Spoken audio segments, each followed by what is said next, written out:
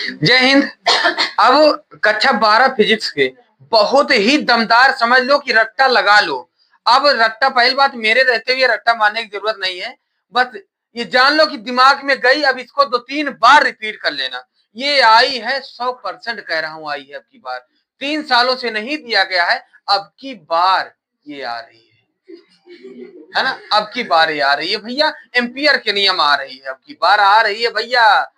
लगा दो भैया दम, लगा लो जान, बना लो पहचान, क्योंकि आ गए हैं तुम्हें समझाने खान, है ना। अब आ गए हैं भैया, बहुत बढ़िया। अब क्या होना है कि एम्पियर का नियम क्या होता है, गॉस का नियम समझ गए थे ना। अगर गॉस का नियम समझ गए हो, उसी का ही एक दाहिना छोर होता है एम्पियर का नियम। कैसे होता है कि देखो, रट्टा नहीं मानना है। एक कोई परिपथ है जिस पर अगर विद्युत धारा दिया जाए तो इसके चारों ओर चुंबकीय क्षेत्र कैसे उत्पन्न होगी, यही बताना है। तो एम्पियर साहब ने कहा था, देखो, तो बस अब डिफिनीशन कैसे, पहले क्या लिखा है इसको छोड़ो, है ना। बस ये बताओ कि ये बी क्या होता है, चुंबकीय क्षेत्र। डीएल क्या होता है, अवयवी खंड, है ना, या लघुखंड, है ना। और ये म्यू क्या होता है, म्यू क्या होता है, चुंबकशीलता। हाँ, चुंबकशीलता। आई क्या होता है, धारा। अब देखो, किसी बंद पृष्ठ में चुंबकीय क्षेत्र।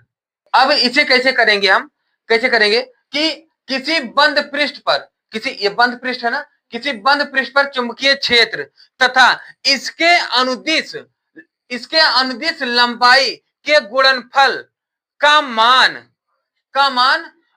धारा के म्यू 0 गुना होता है ना। धारा के म्यू 0 गुना होता है, या धारा के चुंबकशीलता के गुना होता है ना। ऐसे कर लोगे, या तुम्हें जो सरल लगे। देखो, सबसे सरल यही है, यही बना लो, डिफिनीशन बनाओ, रट्टा नहीं मानना है ना। ये क्या, ये तो बंद पृष्ठ है ना।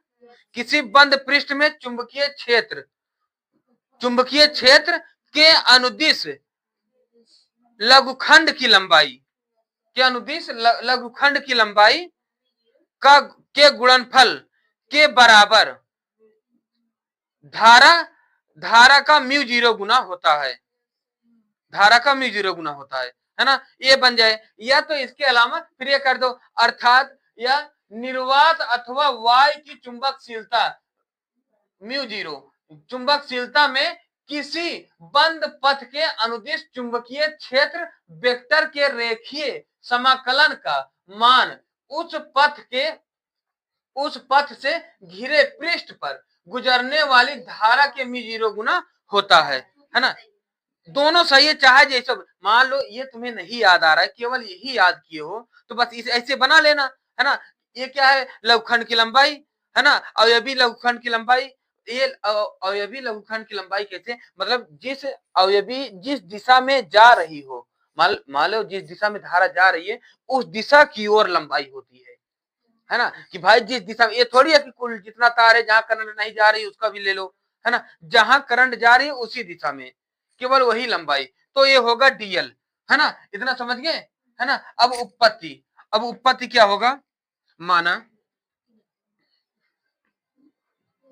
अब देखते हैं कि यदि धारावाही चालक पर लंबवत धारा आई बह रही हो तो बायो सेवर्ट के नियमानुसार आर दूरी पर उत्पन्न चुंबकीय क्षेत्र का परिणाम परिमाण B equal mu 0 upon 2 pi I by R, है ना। आई बाई आर, समीकरण नंबर फर्स्ट, ठीक है ना। इसको यहां लिख दें थोड़ा, ये यहां ना लिख के ये यहां लिख दें।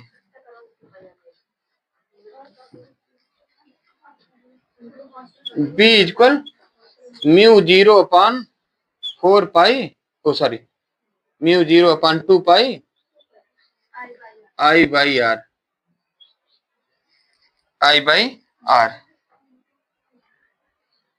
Equation number first.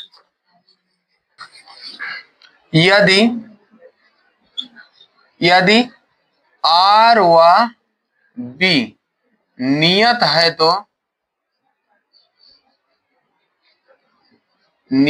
तो है तो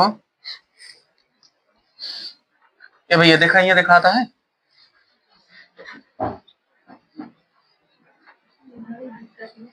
तो वृत्ताकार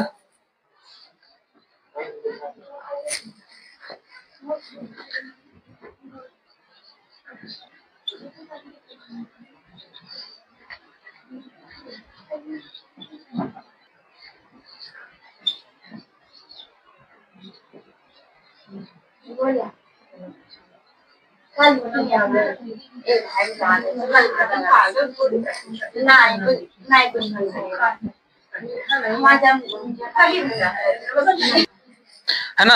अब देखिए, यदि वृत्ताकार पथ के अनुदिश है, देखो दो चीजें बताया, अगर लंबवत है तो साइन थीटा और अनुदिश है तो कॉस थीटा, है ना। लंबवत है तो sine theta theta equal 90 degree और अनुदिश है तो थीटा इक्वल 0 डिग्री, है ना। तो यही चीज किया हूं कि वृत्ताकार पथ के अनुदिश phi D B DL equal बंद flux B DL cos theta. अब कॉस 0 अंश का मान, कॉस 0 अंश का मान 1 होता है ना। तो हम इसको बी बाहर कर लेते हैं, है ना। ये बंद फ्लक्स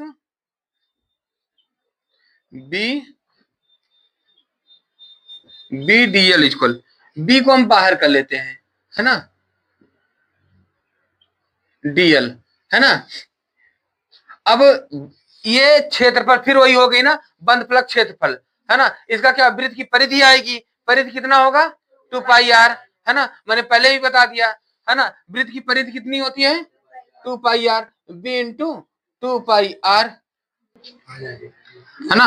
इसको समीकरण नंबर सेकंड मान लो। ये बेटवा देखो, ये अब समीकरण एक में देखो है भैया, क्या करना है, समीकरण एक से बी का मान समीकरण दो में रखने पर, है ना। समीकरण एक से देखो बी इक्वल, अगर हम ये इतना यहां रख दे तो, है ना, और आर इक्वल समीकरण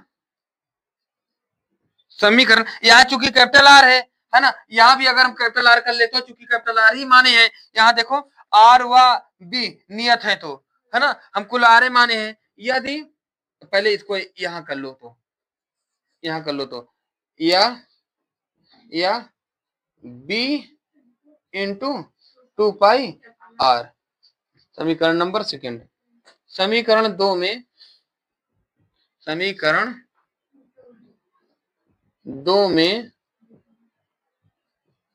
समीकरण एक का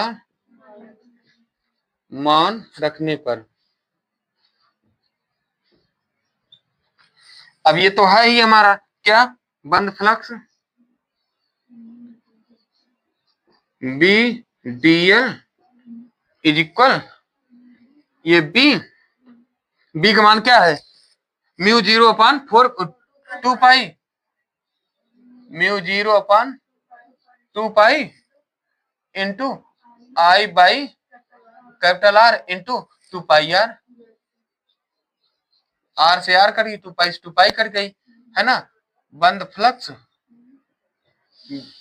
B DL equal mu 0 I, यही हमारा ओम का एम्पियर का नियम है ना।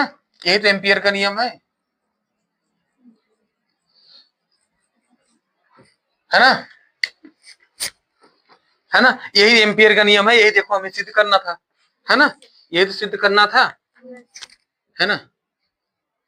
हाँ, बस देखो एक बार फिर समझ लेते हैं हम, कि फिर से एक बार समझ लेते हैं ओम का एम्पियर का नियम, जिसे मैंने बता दिया, है ना। एम्पियर का नियम क्या होता है, एम्पियर का परिपथीय नियम, निर्वात अथवा वायु की चुंबकशीलता में किसी बंद पथ के अनुदिश चुंबकीय क्षेत्र वेक्टर के रेखीय समाकलन का मान उस पथ से घिरे पृष्ठ पर गुजरने वाली धारा के म्यू 0 गुना होता है।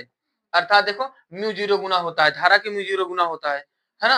अर्थात तो अब इसकी उत्पत्ति, इसको कैसे सिद्ध करेंगे, माना आई इक्वल धारावाही चालक पर लंबवत धारा, जब लंबवत है तो जानते हो थीटा इक्वल 90 होगा, तो बायो-सेवर्ट के नियम अनुसार क्या होगा कि आर दूरी पर उत्पन्न चुंबकीय क्षेत्र का परिणाम B equal mu 0/2 pi I by R, और वहां आई जो था मैंने बता दिया ना, जो स्मॉल आई था उसी को हमने कैपिटल आई कर लिया, और आर जो है r/2, यहाँ से 2 से 2 कटी, है ना। तो वहां इसके अनुसार फिर इसको समीकरण 1 मान लिए, है ना। यदि यदि आर व बी नियत है तो वृत्ताकार पथ के अनुदिश, जब अनुदिश होगा तो cos थीटा होगा, cos 0 अंश होगा, है ना। अनुदिश पे cos 0 अंश हम रख दिए, है ना। तो BDL इक्वल BDL cos 0 अंश, cos 0 अंश का मान 1 होता है। अब B कांस्टेंट कर लो, उस साइड चले जाइए, है ना। तो DL क्या होता है, परिधि हो जाएगी, है ना। वृत्त की परिधि क्या होती है, 2 पाई r।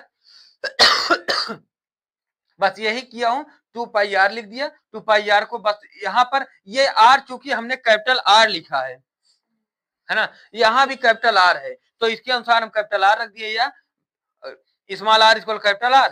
अब समीकरण 2 में, ये समीकरण 2 मान लिया, समीकरण 1 का मान यही b इक्वल इतना मान समीकरण 1-2 में रख दिए, जो कटा काट दिए, जो बच्चा लिख दिए, यही एम्पियर का नियम सिद्ध हुआ, है ना। यही एम्पियर का नियम है, ठीक है ना। इसको जल्दी से स्क्रीनशॉट ले लो, फिर हम आगे बताएं।